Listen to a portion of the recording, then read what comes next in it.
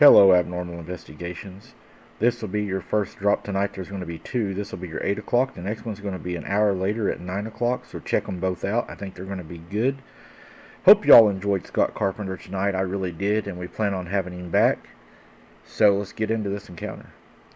I'm Sean, born and raised in Mississippi. As an avid hog hunter and trapper, I've had my fair share of experiences with feral hogs. But nothing could have prepared me for the two encounters I had with a creature that I can only describe as a werewolf. The first encounter happened about a year ago in July. I had set up a trap on my property, baited with corn, and was monitoring it remotely. When I received a notification that the trap had been triggered, I checked the camera feed and saw 13 hogs eating the corn. I waited patiently, then activated the trap, catching the hogs inside. But then something unexpected happened. A large hairy creature appeared on the camera feed, circling the trap.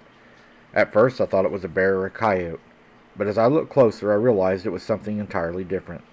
It had a coyote-like head, but it was much larger, with human-like hands and feet.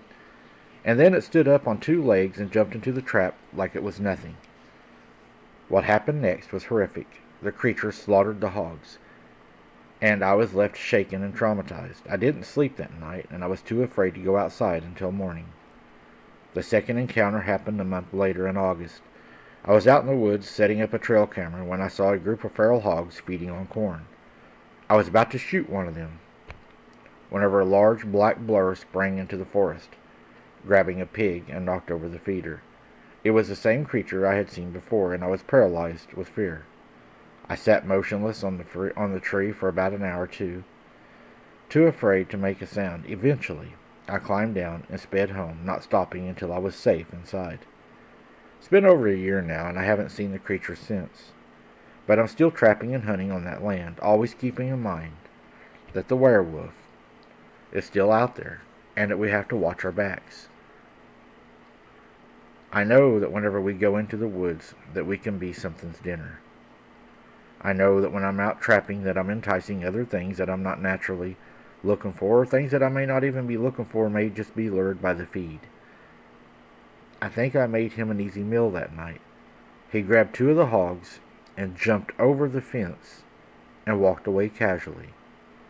So I feel like that night he was able to jump in, take advantage of me trapping the hogs, and get him a free meal.